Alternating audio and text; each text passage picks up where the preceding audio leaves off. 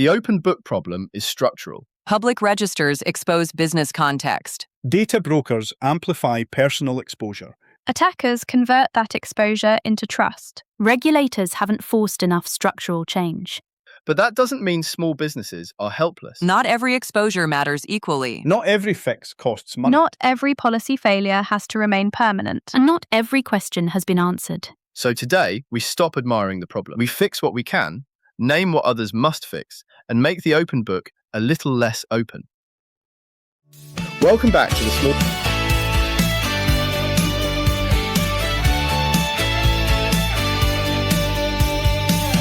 He's the guy with the plan for your online life. Keeps your data safe, cuts through the strife. Small biz owners, yeah, this is your guide. Cyber threats, beware, no place to hide. The small business cybersecurity guy, guarding your world with a sharp eagle eye. Tips and tricks to keep your systems tight. Stay secure, stay strong in the digital fight.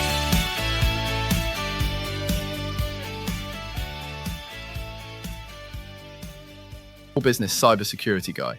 I'm Noel Bradford, and this is the final episode in our 5-part series, The Open Book Problem. To catch anyone diving into this episode without listening to the whole series, we started with public exposure.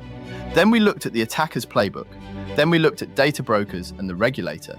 Then we looked at paid removal services. Today is the practical close. I'll rank OSINT exposure by real attack risk. I'll give a realistic action plan for UK SMB directors. I'll cover the policy and trade association angle. I'll summarise the accountability questions that remain.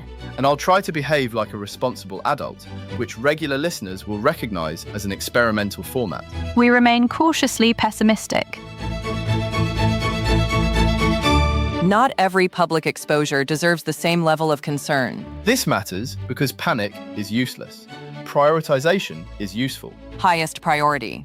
Information that supports identity compromise or financial authorization abuse. That includes director identity, finance contacts, reporting lines, personal addresses, personal phone numbers, current suppliers, and internal approval patterns. Because those details help someone sound legitimate when asking for money, access, or a reset. Second priority, information that supports technical targeting. That includes exposed login portals, email provider records, outdated service banners, remote access systems, public cloud naming patterns, and job adverts that reveal security tooling. That's where the IT housekeeping starts. Third priority, information that supports timing and pressure. Travel posts, event attendance, staff absence, mergers, major projects, recruitment campaigns, new supplier announcements, and public complaints. Those details let an attacker decide when to strike. Fourth priority, general background noise. Old bios, harmless marketing copy, broad sector membership, and public content that doesn't identify people, systems, or processes may be lower risk.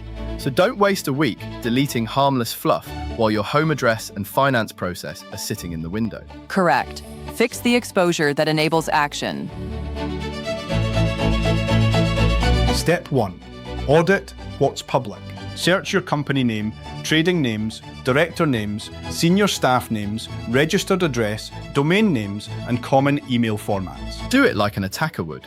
Calmly, methodically, no drama. Step 2. Check company's house. Look for home addresses used as service addresses, correspondence addresses, or registered office addresses. Fix live records first, then apply for removal where eligible. Keep records of what you changed and when. Step 3. Check the electoral register position. Make sure you understand the difference between the full register and the open register. Opt out of the open register if you don't want your details sold from that source. Which, for most business owners, is a sentence that answers itself. Step 4.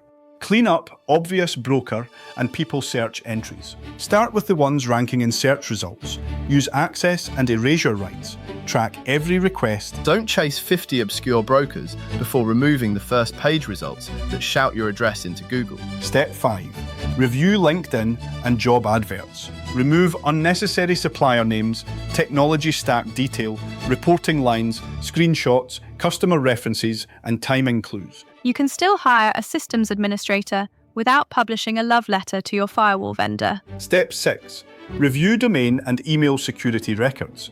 Check SPF, DKIM, DMARC, old subdomains, exposed portals, forgotten remote access routes, and certificate transparency records. If you find an old portal nobody owns, don't admire it.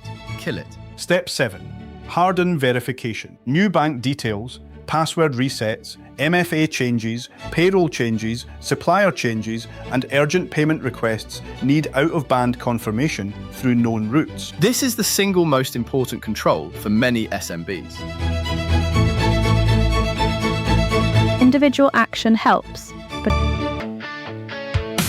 Don't leave your business exposed. Hit subscribe and like the show. Stay informed and protected. Small business cybersecurity guide. Security tips you can trust. Subscribe now. Stay secure.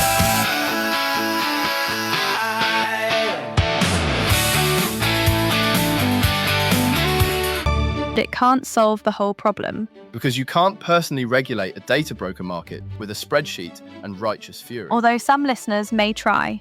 A properly regulated UK data broker market would be more transparent, more accountable, and easier for individuals to challenge. It should be clear who holds data, where it came from, who receives it, which lawful basis applies, and how removal or objection is handled. And those claims should be auditable. Companies House also needs continued reform around personal exposure. Business transparency shouldn't default to unnecessary personal risk. And we need to stop treating cyber risk, fraud risk, and privacy risk as separate boxes owned by separate committees that never meet unless there are biscuits. That's inelegant, but correct. SMB owners can ask trade bodies, local business groups, chambers, accountants, and sector associations to raise this. Individual complaint is weak. Collective pressure is stronger. If your trade body isn't talking about director exposure, ask why. The investigation leaves several questions. First, how many UK directors know whether their home address has ever appeared on public records? Second, how many understand the Companies House removal process? Third, how many know whether they appear on the open electoral register? Fourth, how many data brokers hold director profiles built from public and commercial sources? Fifth, how often does supposedly removed data reappear after refresh from upstream sources? Sixth, how often has the regulator tested broker claims at scale since UK GDPR came into force? These aren't academic questions. They map directly to fraud, harassment, social engineering, and personal safety. The accountability gap is this. The system creates exposure. The individual absorbs risk. The remedy is fragmented. The enforcement record doesn't yet show sufficient structural correction. That's the open book problem. Here's the checklist. 1. Search your name and company. 2. Check Companies House. 3. Fix public address exposure. 4. Opt out of the open electoral register, if appropriate. 5. Remove obvious broker listings. 6. Review LinkedIn and job adverts. 7. Check domain and email records. 8. Remove old portals and forgotten services. 9. Lock down help desk and payment verification. 10. Repeat quarterly. Beautiful, boring, useful, the holy trinity of grown-up security. Add 1 point. Assign ownership. Yes, if nobody owns it, it becomes a ritual of concern, followed by nothing. Put it in the calendar. Give it to a named person. Review the findings at management level. And treat exposure as a business risk, not an IT oddity. Don't try to vanish completely. That's unrealistic. Don't pay for tools before fixing upstream sources. Don't publish supplier and system detail casually. Don't assume legal rights enforce themselves. And don't tell yourself you're too small to be targeted. Attackers don't need you to be famous. They need you to be useful, exposed, and busy. That's often enough. The open book problem is a political choice presented as an administrative necessity. We chose transparency. Fine, transparency has value. But we also chose to tolerate personal exposure, commercial harvesting, broker opacity, weak practical remedies, and a regulatory response that hasn't changed enough. The consequences land on individuals. Directors, sole traders, trustees, volunteers, small business owners. People who didn't sign up to become searchable targets in someone else's enrichment engine. Reform doesn't require secrecy, it requires proportionality. Publish what's necessary. Protect what creates avoidable harm. Give people routes that work without requiring a second job in privacy administration. Exactly, because if the system creates the risk, the system shouldn't dump the cleanup on the person whose data it exposed. Let's turn the checklist into a 30-day plan. Good. People need sequence, not a guilt buffet. Week 1. Discover. Search names, companies, directors, domains, job adverts, and public profiles. Capture screenshots. Build the exposure list. Tag each finding by risk, identity, finance, technical, timing, or background. Week 2. Fix official sources. Companies house live records first. Open electoral register opt-out. Domain privacy. Obvious incorrect directory entries. Keep evidence. Date each change. Week 3. Reduce social and commercial exposure. LinkedIn cleanup. Job advert cleanup. Broker requests. People search removals. Also brief staff. Explain why details are being removed. Otherwise, someone will lovingly republish them next Tuesday. Week 4. Harden processes. Payment changes. MFA resets. Password resets. Supplier onboarding. Emergency exceptions. Director requests. That final week matters most. Removing data helps. Process stops the attack when data still leaks. This belongs at board level, even in a... Want the deep dive? Check the sources. All the details, guides, and courses. Hit the blog for scripts and more. The Small Business Cybersecurity Guide.co.uk. The blog. Real security. No fluff. small business. Board level doesn't mean grand, it means accountable. If there are 2 directors and a dog, congratulations. You've a board and a non-executive spaniel. The spaniel may ask better questions than some boards. Depends who has biscuits. The questions are simple. What personal data about key people is public? What business processes could be abused using that data? Who owns reducing the risk? How often is it reviewed? Add incident response. If impersonation succeeds, who decides? Who contacts the bank? Who preserves evidence? Who informs affected parties? And who reports where required? Small firms don't need a 50-page plan. They need a clear first hour plan. Because when money leaves the account, nobody wants to discover the plan lives in someone's head and that someone is on a train with no signal. We should mention Cyber Essentials because this audience knows I will. Cyber Essentials doesn't solve OSINT exposure by itself. Correct. It isn't a privacy removal scheme. It isn't a data broker audit. It won't make LinkedIn stop being LinkedIn. But the mindset helps. Know your assets. Reduce exposure. Control access. Patch systems. Use MFA. Remove unnecessary services. It also gives small businesses a governance frame. Exactly. Use Cyber Essentials as the floor, then add the human and data exposure controls we've discussed. The key isn't badges, it's behaviour. Badges without behaviour are compliance theatre, and nobody needs another performance of that miserable little play. Get help if personal safety is involved, if harassment has started, if fraud has occurred, or if your exposure is complex. Also get help if you find exposed remote access, unknown portals, weak email authentication, or evidence that accounts may already be compromised. If personal data has been misused, preserve evidence before cleaning everything up. And if the issue affects several businesses in a sector, raise it collectively. Trade bodies have more leverage than isolated directors. Don't wait for perfect certainty. If money moved, accounts changed, or someone impersonated a director, treat it as an incident. Call the bank, preserve messages, lock accounts, review access, notify where needed, then learn from it. The worst incident plan is hoping the criminal feels bad and sends the money back. The policy ask isn't complicated. Reduce unnecessary personal exposure in public registers. Make suppression routes clearer. Improve public awareness. Create stronger broker transparency duties. Enforce repeated non-compliance. Measure outcomes publicly. Also publish better data on complaints, investigations, broker audits, enforcement themes, and reappearance problems. Include threat modeling. Ask how published data can be used for fraud, stalking, coercion, and cyber-enabled crime. And make it easy for normal people. If the process needs a consultant, the process is broken. That's the line. If exercising a basic right requires unusual confidence, legal literacy, spare time, and stubbornness, then the right isn't working for ordinary people. Government doesn't need to choose between transparency and safety. It needs to design for both. We also need to kill a few phrases. Stop saying it's public anyway. Public doesn't mean harmless. Stop saying nobody would target us. Attackers target usefulness, not fame. Stop saying our staff would spot that. Maybe they would, maybe they wouldn't.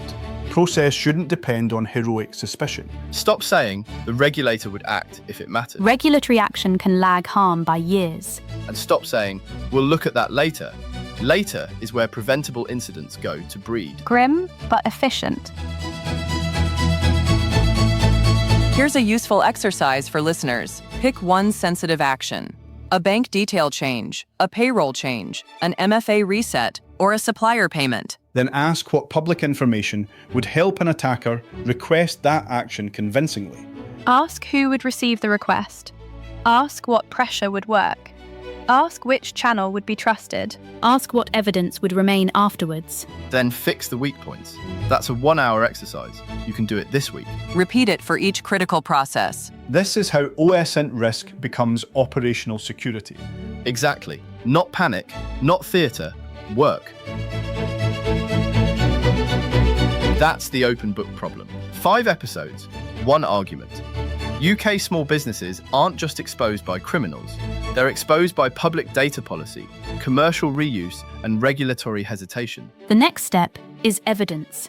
Keep records, ask questions, share findings. The policy argument needs business voices, not just privacy campaigners. The threat argument needs prioritization, not panic. The action plan needs ownership, repetition, and verification. So here's the question. If your business is an open book today, which page are you closing first? Right. Before we let you go completely, let's have a quick chat about the boring but necessary legal bits. Don't worry, I'll make this as painless as possible. First up, and this is important, everything we've said today represents our own personal opinions and experiences. These views are ours alone and don't represent any organisation we work for, any employers, advertisers, sponsors, or anyone else who might be connected to the show. When we're giving you advice or sharing our thoughts, that's coming from us as individuals, not speaking on behalf of anyone else. Everything we've talked about today is for general guidance. It's meant to point you in the right direction, but it absolutely shouldn't be treated as professional advice tailored specifically to your business. Your situation is unique. What works brilliantly for a Birmingham bakery might be completely useless for a Manchester marketing agency. We do our very best to keep everything accurate and current, but let's be honest here. The cybersecurity world moves faster than a caffeinated squirrel being chased up a tree by Mauven's Jack Russell. Things can change between when we record and when you're listening, so always double check critical technical details with qualified professionals before you go making major changes to your systems. If we've mentioned any websites, products or services, we're giving you information, not necessarily giving them our seal of approval. We can't be responsible for what happens on their end or if things go sideways when you use them. Some things we recommend might involve affiliate partnerships. We'll always flag those when they come up because transparency matters. Now, if you're dealing with serious cybersecurity incidents, actual data breaches, or gnarly legal compliance issues, please talk to proper professionals, rather than just relying on podcast advice. We're here to educate and help you understand the landscape, not to replace your security consultant, solicitor, or IT team. This has been a Small Business Cybersecurity Guy production. Copyright 2025, all rights reserved.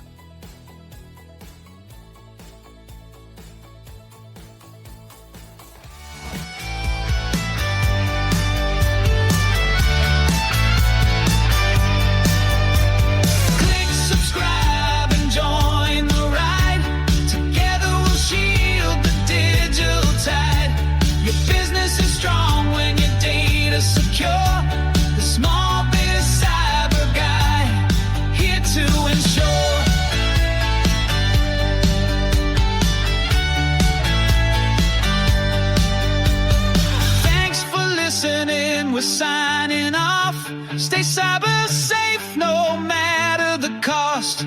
The small biz cyber